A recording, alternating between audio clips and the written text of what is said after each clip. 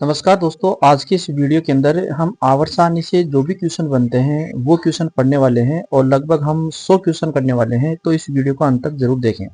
पहला क्वेश्चन है, डाबी राइंडर ने तत्वों को किस रूप में वर्गीकृत किया?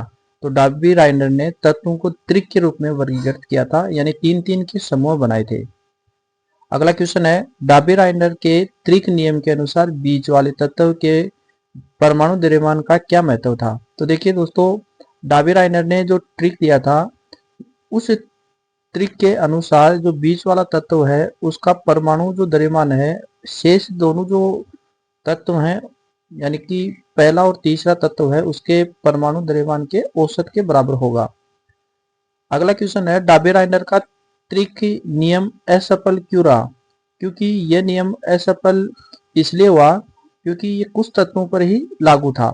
फिर उसके न्यूलैंड्स ने तत्वों को किस क्रम में व्यवस्थित किया? तो न्यूलैंड ने तत्वों को परमाणु भार के आरोही क्रम में व्यवस्थित किया था। न्यूलैंड्स के अष्टक सिद्धांत के अनुसार गुणों में समानता किस तत्व में पाई गई? इस हर आठवां तत्व पहले तत्व के समान गुण वाला पाया गया, यानी कि पहला और आठवां जो तत्व है उनके गुणधर्म है वो समान है। छठवां क्वेश्चन, न्यूलैंड्स का अष्टक सिद्धांत किस तत्व तक ही लागू है? तो ये कैल्शियम तक लागू है। कैल्शियम के बाद में इसमें असमानताएं आ जाती है। सातवां क्वेश्चन देखो, आवर्त सारणी का जनक किसे कहा जाता है? तो आप जानते हैं मेंडलीव को आवर्त सारणी का जनक कहा जाता है। मेंडलीव ने आवर्त सारणी का नियम किस सन में प्रस्तुत किया? तो मेंडलीव ने 1869 में ये नियम प्रस्तुत किया था। मेंडलीव के अनुसार तत्वों के भौतिक और रासायनिक गुण किस पर आवर्त फलन होते हैं? तो ये तत्वों के भौतिक और रासायनिक गुण परमाणु भार के आवर्ती फलन होते हैं। फिर उसके बाद में 10वां क्वेश्चन देखिए, मेंडलीव ने आवर्त सारणी में किन अज्ञात तत्वों के लिए खाली स्थान छोड़े? तो उन्होंने एक का एल्यूमिनियम, एक का बोरोन, एक का सिलिकॉन, इनके लिए खाली स्थान छोड़ा था और उन्होंने ये जो नामकरण है वो पहले ही कर दिया था। मेंडलीव द्वारा भविष्यवाणी किए गए एक का एल्यूमिनियम तत्व की खोज किस नाम से की गई? देखो, एल्यूमिनियम के बाद में जो गैलियम आता है उसके रूप में इसको खोजा गया था। मेंडलीव ने तत्व की किस अवधारणा को अधिक मौलिक माना है? तो तत्व की सार अवधारणा जो रासायनिक परिवर्तन के दौरान बनी रहती है को न कि साधारण पदार्थ के रूप में माना है। आधुनिक आवर्त सारणी में आवर्तों की संख्या कितनी है? तो 7 आवर्त हैं आधुनिक आवर्त सारणी के अंदर। और आधुनिक आवर्त सारणी में वर्गों की कुल संख्या 18 होती है। आवर्त सारणी में जो आधुनिक आवर्त सारणी में कुल कितने रासायनिक तत्व होते हैं? तो आधुनिक आवर्त सारणी में लगभग 118 तत्व हैं। 1 से 92 तक के तत्व किस रूप में पाए जाते हैं? ये प्राकृतिक रूप में पाए जाते हैं। 92 के बाद वाले जो तत्व हैं वो कृत्रिम रूप से बनाए गए हैं। तो 93 से 118 तक के तत्व कृत्रिम रूप से बनाए गए हैं या कृत्रिम रूप से पाए जाते हैं। कौन सी गैस आवर्त सारणी में सबसे अधिक भारी तत्व है? तो जो 118वां तत्व सबसे भारी है सोन, जिसको ओजी द्वारा हम प्रदर्शित करते हैं। आवर्त सारणी में अक्रिय गैस का समूह कौन सा है? वर्ग 18 के अंदर अक्रिय गैस है। 20वां देखो, आवर्त सारणी में कितने धातु तत्व पाए जाते हैं? तो 91 धातु तत्व पाए जाते हैं आवर्त सारणी के अंदर। कौन सी धातु कमरे के ताप पर ठोस रूप में नहीं पाई जाती? तो मरकरी है एकमात्र ऐसी धातु है जो ठोस रूप में नहीं पाई जाती, ये द्रव अवस्था में पाई जाती है। किस गैस को स्टेरजर गैस या फिर अजनबी गैस कहा जाता है? तो जिनोन है उसको अजनबी गैस या स्ट्रेचर गैस कहा जाता है, क्योंकि ये दुर्बल थी और वैज्ञानिकों को यह ज्ञात गैसों से भिन्न लगी थी, इसलिए इसको अजनबी माना गया है। भविष्य का ईंधन किस गैस को कहा जाता है? तो हाइड्रोजन गैस को भविष्य का ईंधन कहा जाता है। भविष्य की धातु किसे कहा जाता है? तो भविष्य की धातु टाइटेनियम को कहा जाता है। इसके बाद में सर्वाधिक तन्य धातु कौन सी है? तो सर्वाधिक तन्य धातु सोना है, जो 1 ग्राम सोने से लगभग 2 किलोमीटर लंबे तार बनाए जा सकते हैं। सर्वाधिक विद्युत की चालक वाला तत्व कौन सा है? तो सर्वाधिक विद्युत चांदी के अंदर प्रवाहित होती है। परमाणु त्रिज्या आवर्त सारणी में एक समूह में नीचे जाने पर क्यों बढ़ती है? क्योंकि उसमें कोषों की संख्या बढ़ती है। परमाणु त्रिज्या बढ़ती है क्योंकि मुख्य क्वांटम संख्या n यानी कोषों की संख्या बढ़ती है, जिससे इलेक्ट्रॉन नाभिक से दूर चले जाते हैं। परमाणु त्रिज्या एक आवर्त में बाएं से दाएं जाने पर क्यों घटती है? क्योंकि जो प्रभावी नाभिक के आवेश है वो बढ़ता है, जिसके कारण इलेक्ट्रॉन को नाभिक की ओर वो आकर्षित करता है, जिसे कसकर खींचता है, और आकार है वो कम होता जाता है, यानी परमाणु त्रिज्या है वो कम होती जाती है। प्रभावी नाभिक के आवेश को निर्धारित करने में कोर इलेक्ट्रॉन की क्या भूमिका है? प्रभावी नाभिक के आवेश निर्धारित करने में कोर इलेक्ट्रॉन की क्या भूमिका है? देखो, कोर इलेक्ट्रॉन बाहरी इलेक्ट्रॉनों को नाभिक के आकर्षण से आंशिक रूप से परिरक्षित करते हैं। धनायन की त्रिज्या मूल परमाणु की तुलना में कैसी होती है? तो देखो, धनायन की त्रिज्या मूल परमाणु की त्रिज्या से छोटी होती है। क्योंकि धनायन की त्रिज्या मूल परमाणु से छोटी इसलिए होती है, इलेक्ट्रॉन हटने पर शेष इलेक्ट्रॉन नाभिक के अधिक प्रभावी आकर्षण का अनुभव करते हैं, जिसके कारण उसकी त्रिज्या है वो कम हो जाती है। की त्रिज्या मूल परमाणु की तुलना में कैसी होती है? तो ऋणायन की त्रिज्या है मूल परमाणु की त्रिज्या से बड़ी होती है, क्योंकि इलेक्ट्रॉन जोड़ने से इलेक्ट्रॉन के बीच प्रतिकर्षण बढ़ जाता है। आयनीकरण ऊर्जा क्या है? देखो, यानी कि जो गैसीय परमाणु से सबसे शिथिल रूप से बंधे हुए इलेक्ट्रॉनों को निकालने के लिए आवश्यक ऊर्जा की मात्रा आयनन ऊर्जा या आयनीकरण ऊर्जा कहलाती है। क्योंकि बाह्यतम कोश में जो इलेक्ट्रॉन होता है उसको निकालने के लिए जो ऊर्जा दी जाती है उसको आयनन ऊर्जा कहा जाता है। आवर्त सारणी में एक समूह में नीचे जाने पर आयनिक ऊर्जा पर क्या प्रभाव पड़ेगा? तो ऊपर से नीचे जाने पर आयनिक ऊर्जा का मान है वो घटता जाता है। आयनीकरण ऊर्जा के दौरान कोर इलेक्ट्रॉनों को हटाना क्यों कठिन होता है? क्योंकि कोर इलेक्ट्रॉन को हटाना इसलिए कठिन होता है जिसके कारण आयनीकरण ऊर्जा में एक बड़ी छलांग आती है, क्योंकि वे नाभिक से दृढ़ता से बंधे होते हैं। यानी नाभिक के जितनी पास रहेगा उसको हटाना उतना ही मुश्किल है, इसलिए उसकी आयनन ऊर्जा है उतनी ही ज्यादा होगी। इलेक्ट्रॉन बंधुता क्या है? ये आयनन ऊर्जा से विपरीत है, क्योंकि बाह्यतम कोश में इलेक्ट्रॉन जोड़ने के लिए जो ऊर्जा चाहिए उसको इलेक्ट्रॉन बंधुता कहते हैं। इसकी परिभाषा इस प्रकार दे सकते हैं, यह गैसीय परमाणु में एक इलेक्ट्रॉन जोड़ने और एक ऋणायन बनाने की प्रक्रिया के लिए ऊर्जा परिवर्तन है। वर्ग 17 में सबसे अधिक ऋणात्मक इलेक्ट्रॉन बंधुता वाला किस? तो सबसे ज्यादा इसकी क्लोरीन की मानी जाती है, न कि फ्लोरीन की। फ्लोरीन की इलेक्ट्रॉन बंधुता क्लोरीन से कम क्यों होती है? इसका कारण यह है, फ्लोरीन का n बराबर 2 कोश छोटा होता है, जिससे आने वाले इलेक्ट्रॉन पर बड़ा प्रतिकर्षण होता है, जिसकी वजह से फ्लोरीन का आकार छोटा होता है। N3 minus O2 minus F minus Ne plus Ag plus 2 और Al3 प्लस को क्या कहा जाता है? इनको ये कहा जाता है कि इनमें सभी के अंदर समान इलेक्ट्रॉन है, यानी सम इलेक्ट्रॉनिक प्रजाति हैं जिनके इलेक्ट्रॉन विन्यास समान है। बोहर मॉडल के अनुसार इलेक्ट्रॉन एक परमाणु में किसमें घूमता है? तो बोहर परमाणु मॉडल के अनुसार इलेक्ट्रॉन नाभिक के चारों ओर वर्ताकार कक्षाओं में घूमता है।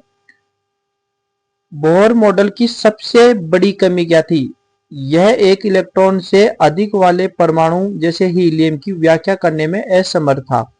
इलेक्ट्रॉन का उच्च ऊर्जा कक्षक से निम्न ऊर्जा कक्षक में संक्रमण होने पर क्या उत्सर्जित होता है?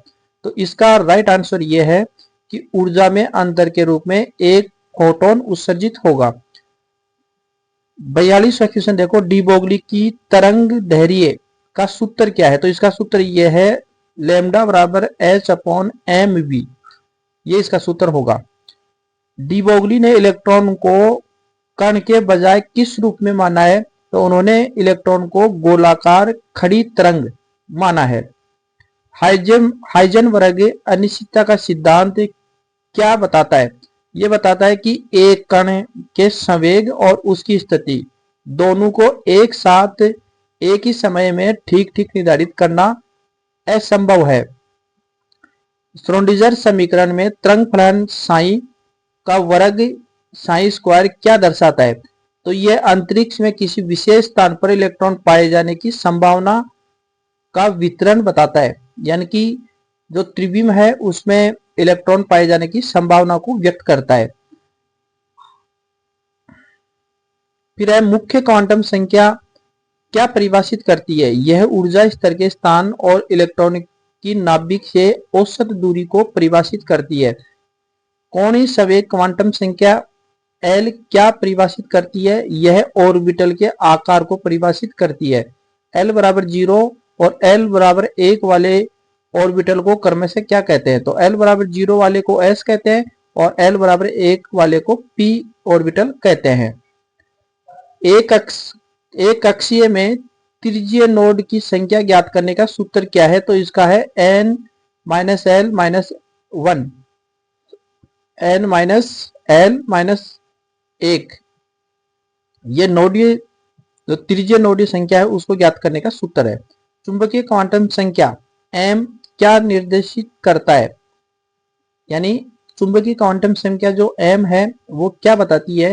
तो चुंबकीय संख्या है यह अंतरिक्ष में ऑर्बिटल के अभिविन्यास को निर्देशित करती है, यानी कि जो त्रिविम है उसमें ऑर्बिटल के अभिविन्यास है उसको ये प्रदर्शित करेगा।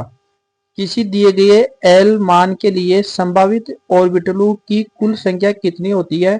तो इसकी संख्या ज्ञात करने का सूत्र है 2l प्लस 1, इससे हम ज्ञात कर सकते हैं। फिर है पी ऑर्बिटलों की संख्या कितनी होती है? तो पी ऑर्बिटल 3 प्रकार के होते हैं, क्योंकि एल बराबर 1 के लिए m का मान यानी चुंबकीय क्वांटम संख्या का मान 3 होता है, -1, 0 और +1। इलेक्ट्रॉन का स्पिन क्वांटम संख्या जिसको ms द्वारा प्रदर्शित करते हैं क्या दर्शाता है? तो यह अंतरिक्ष में यानी त्रिविम में ऑर्बिटल के अभिविन्यास को निर्देशित करता है। पाउली अपवर्जन सिद्धांत क्या है? तो पाउली अपवर्जन सिद्धांत यह एक ही परमाणु में किन्हीं भी दो इलेक्ट्रॉनों के लिए चारों क्वांटम संख्या का मान या समूह बिल्कुल समान नहीं हो सकता, यानी चारों क्वांटम संख्याओं का मान समान नहीं होता, यह बताता है पाउली का अपवर्जन का सिद्धांत। 55वां क्वेश्चन देखो, किसी एक ऑर्बिटल में अधिकतम कितने इलेक्ट्रॉन हो सकते हैं? तो किसी ऑर्बिटल में अधिकतम 2 इलेक्ट्रॉन हो सकते हैं, यानी कि कक्षक के अंदर अधिकतम 2 इलेक्ट्रॉन हो सकते हैं और उनके जो इलेक्ट्रॉन का स्पिन है वो विपरीत होता है, यानी विपरीत चक्रों वाले इलेक्ट्रॉन होते हैं उसमें। यदि n बराबर 4 हो तो उस कोष में अधिकतम कितने इलेक्ट्रॉन हो सकते हैं? n बराबर 4 हो तो कोष में 2 गुणा 4 की घात 2 बराबर 32 इलेक्ट्रॉन हो सकते हैं। यह आपको ध्यान में रखना है, 2n स्क्वायर इसका सूत्र होता है। अगला है हुंड का नियम क्या बताता है? तो हुंड का नियम है वो समान ऊर्जा वाले ऑर्बिटलों में इलेक्ट्रॉनों की व्यवस्था ऐसी होनी चाहिए कि अधिकतम संख्या में अयुग्मित इलेक्ट्रॉन हो। फिर संयोजी इलेक्ट्रॉन क्या होते हैं? ये परमाणु के सबसे भारी कोष के इलेक्ट्रॉन होते हैं। कोर इलेक्ट्रॉन क्या होते हैं? ये परमाणु के आंतरिक कोषों के ऑर्बिटर पर कब्जा करने वाले इलेक्ट्रॉन होते हैं। प्रकाश और अन्य प्रकार के विद्युत चुंबकीय विकिरण किस व्यवहार को दर्शाते हैं? ये तरंग जैसे व्यवहार को दर्शाते हैं। निर्वात में प्रकाश की गति कितनी होती है? तो निर्वात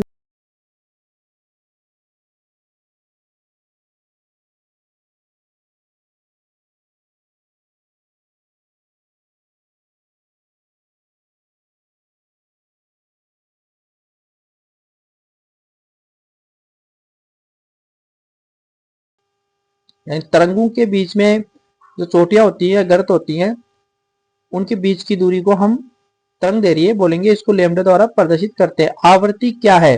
तो आवृत्ति यह प्रति इकाई समय में एक निर्दिष्ट बिंदु से गुजरने वाली तरंगों या चक्रों की संख्या को हम आवृत्ति कहते हैं। आवृत्ति की इकाई हर्ट्ज होती है और इसका मात्रक सेकेंड यूनिवर्स होता है। प्रकाश का आयाम किस भौतिक जो प्रकाश के लिए चमक उत्पन्न करती है। फोटो इलेक्ट्रॉन प्रभाव को समझाने के लिए आइंस्टीन ने प्रकाश को क्या माना है, तो कणु को एक धारा जिसे बाद में फोटोन कहा गया। तो फोटो इलेक्ट्रॉन प्रभाव समझाने के लिए आइंस्टीन ने प्रकाश को कणु की एक धारा माना है।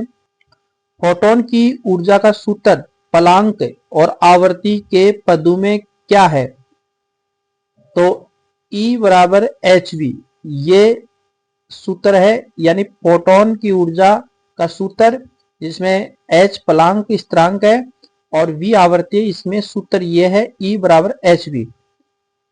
प्लांक स्थिरांक h का मान कितना होता है, तो इसका मान होता है 6.626 इंटू 10 की पावर 24 जूल प्रति जूल सेकेंड। कौन सी है जिसमें प्रकाश उत्सर्जित होने पर असतत या रेखा स्पेक्ट्रा दिखाई देते हैं, लाइन स्पेक्ट्रा। अगला क्वेश्चन देखो, दृश्य प्रकाश किस प्रकार के विकिरण में आता है, तो यह विद्युत चुंबकीय विकिरणों के अंदर आता है। एक्सरे का उपयोग अणु की संरचना निर्धारित करने के लिए क्यों किया जाता है, क्योंकि उनकी तरंग दैर्ध्य परमाणु के आकार के तुलनीय होती है। खड़ी तरंगें क्या होती हैं, वे तरंगें जो अंतरिक्ष में किसी क्षेत्र में संबंधित रहती हैं और क्वांटीकरण प्रदर्शित करती है। हमारे वायुमंडल में कौन सी गैस सबसे अधिक मात्रा में पाई जाती है, तो नाइट्रोजन गैस है, लगभग 78% पाई जाती है। हमारे वायुमंडल में ऑक्सीजन की मात्रा लगभग 21% पाई जाती है। मानव शरीर में ऑक्सीजन की मात्रा लगभग कितनी होती है, तो ऑक्सीजन की मात्रा लगभग 65% होती है। प्रोटीन, एंजाइम और डीएनए का मुख्य तत्व कौन सा है, तो इनका नाइट्रोजन मुख्य तत्व है।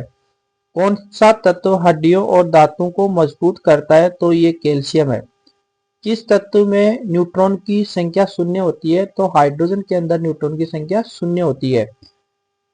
काला शीशा के रूप में किस तत्व को जाना जाता है, तो ग्रेफाइट यानी कार्बन का अपरूप है, उसको काला शीशा कहा जाता है। कौन सा अधातु विद्युत का सुचालक होता है, तो ग्रेफाइट विद्युत का सुचालक होता है। पृथ्वी की पपड़ी पर सबसे अधिक मात्रा में पाई जाने वाली धातु एल्यूमिनियम है, लगभग 8% ये पाई जाती है। रोग शरीर में किस तत्व की अधिकता से होता है, तो केडियम की अधिकता से होती है। इटाई रोग की पहचान सबसे पहले किस देश में हुई, तो इसकी पहचान है सबसे पहले जापान में हुई थी। पौधे में पर्णहरित में पाए जाने वाला केंद्रीय धातु परमाणु या तत्व कौन सा है, तो मैग्नीशियम है।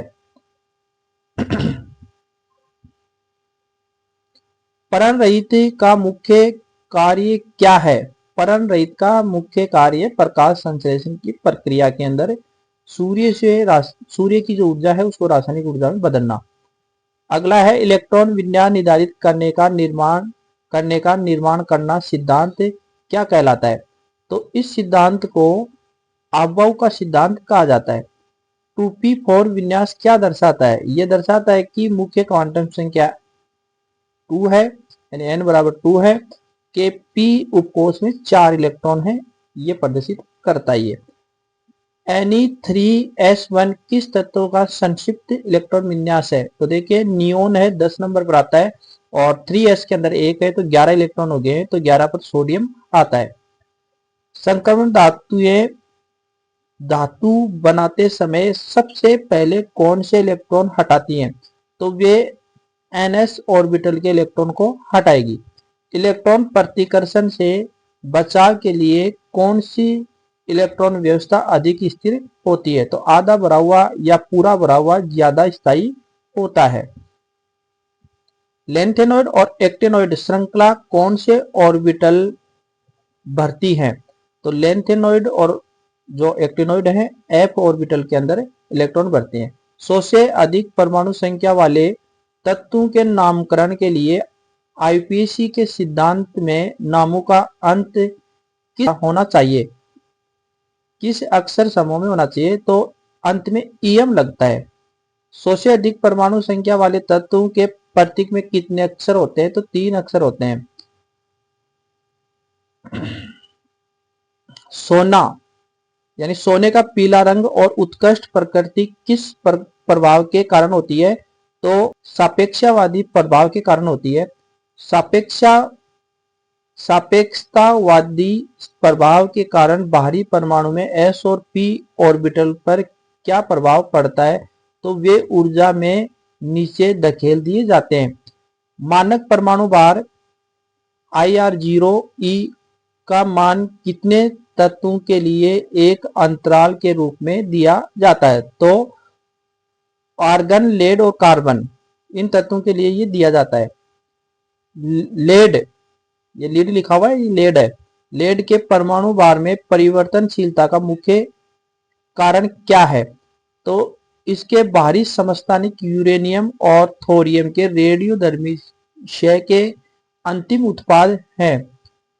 ER0e के लिए अंतराल नोटेशन का क्या अर्थ है?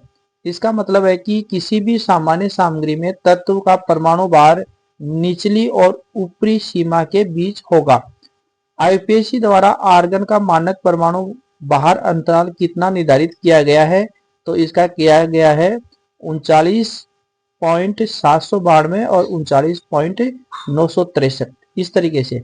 और लास्ट क्वेश्चन है, He जैसे एक इलेक्ट्रॉन आयनों की ऊर्जा ज्ञात करने के लिए बोहर मॉडल में Z क्या दर्शाता है? तो Z है नाभिकीय आवेश यानी परमाणु संख्या को दर्शाता है। जैसे हीलियम के लिए ये 2 होता है। तो मैं उम्मीद करता हूं आपको ये वीडियो अच्छा लगा होगा। अगर वीडियो अच्छा लगा है तो चैनल को सब्सक्राइब जरूर कर ले। Thank you for watching.